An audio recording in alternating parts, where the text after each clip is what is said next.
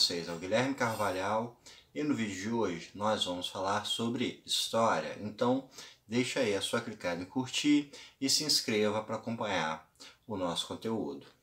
Bem pessoal, hoje a gente vai falar sobre um evento muito importante na Europa no século XIX, que foi a Primavera dos Povos, que aconteceu em 1848.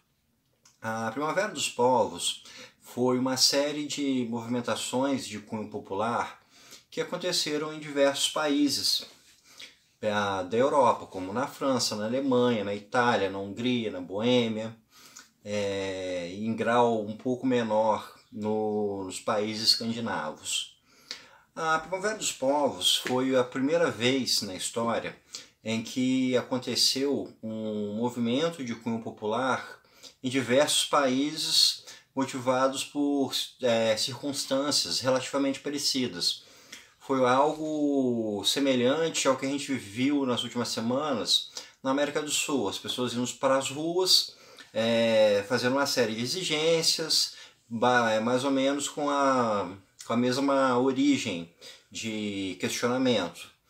A Primavera dos Povos, para a gente entendê-la, a gente precisa voltar um pouco no tempo para a Revolução Francesa em 1789.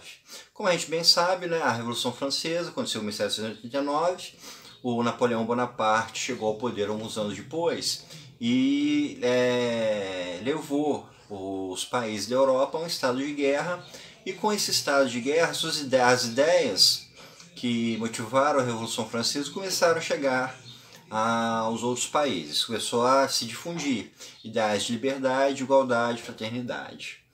O Napoleão foi derrotado, os países europeus restauraram os seus estados antigos, as monarquias foram restauradas, porém as ideias que giravam em torno da Revolução Francesa, elas já tinham se espalhado. E em 1848 a gente vai ter justamente movimentos populares motivados por essas ideias que giravam em torno da Revolução Francesa. Um outro elemento que em um grau um pouco menor participou foi também o início do pensamento socialista. Houve alguma influência dos pensadores da época. O próprio Manifesto do Partido Comunista de Karl Marx foi publicado em 1848, porém a Primavera dos Povos não pode ser compreendida como um movimento associado ao socialismo, e sim um movimento associado ao liberalismo. As demandas feitas por esses movimentos revoltosos, elas estavam associadas a ideias de liberais. A liberdade individual, a liberdade de pensamento, a liberdade de ir e vir, e etc. Então, esses questionamentos que foram feitos, eles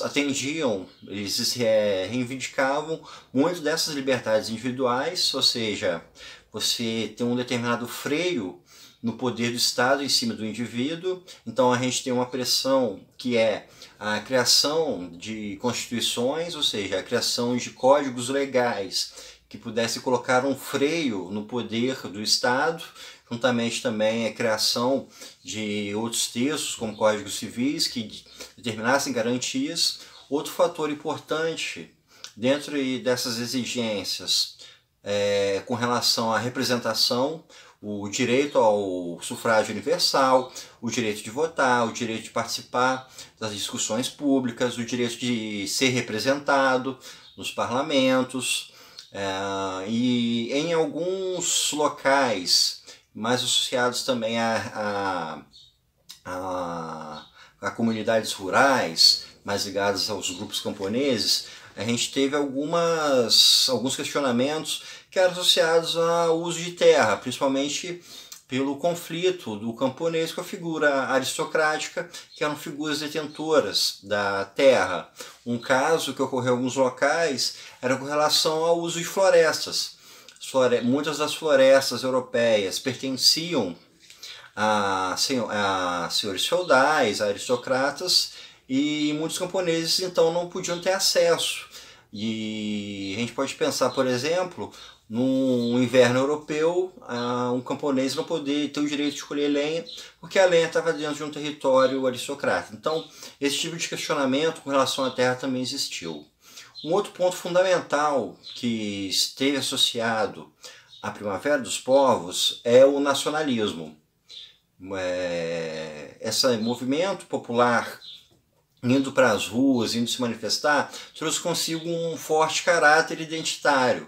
Alemães se identificando enquanto alemães, franceses enquanto franceses, e assim a gente pode imaginar por toda a Europa. E esse foi um movimento extremamente significativo, porque ele daria suporte para a formação dos atuais estados europeus baseados na identidade, baseado na noção de pátria, baseado na noção de territorialidade.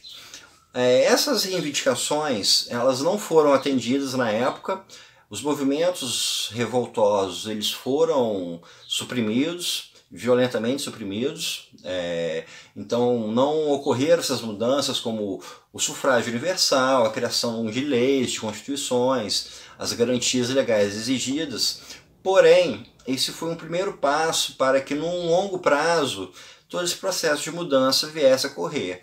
Então, após a Primavera dos Povos, e cada país respondeu à sua maneira, a gente começa a ter uma mudança nos sistemas legais dos países europeus, de modo a permitir o voto universal, de modo a serem criadas cartas constitucionais, a serem criadas garantias legais. Em alguns desses países também, a longo prazo, as monarquias acabaram caindo, acabaram sendo eliminadas e começou a se formar então o modelo que a gente tem hoje desses estados europeus. Então a gente tem 1848 como um grande legado de lutas por direitos individuais, por direitos que no longo prazo vieram a ser consolidados, e também pela manifestação do nacionalismo.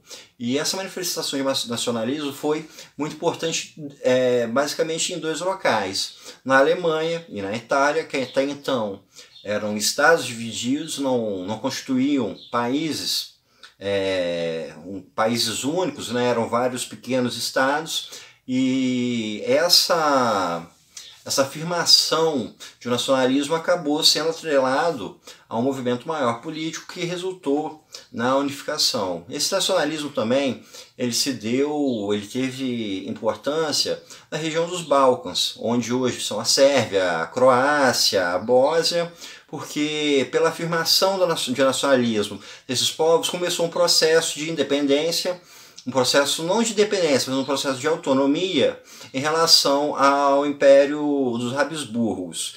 E justamente esse processo de autonomia queria aos poucos fortalecer esse nacionalismo, e o nacionalismo sérvio viria a gerar em 1914, por parte de um nacionalista sérvio, Gravilo Princip, o assassinato do imperador, do príncipe do Império Habsburgo, né, do Império Austro-Germânico, Franz Ferdinand, e esse assassinato culminou com a Primeira Guerra Mundial. Então, a gente tem em 1848 o primeiro passo de um grande processo de mudanças que iria atravessar toda a Europa.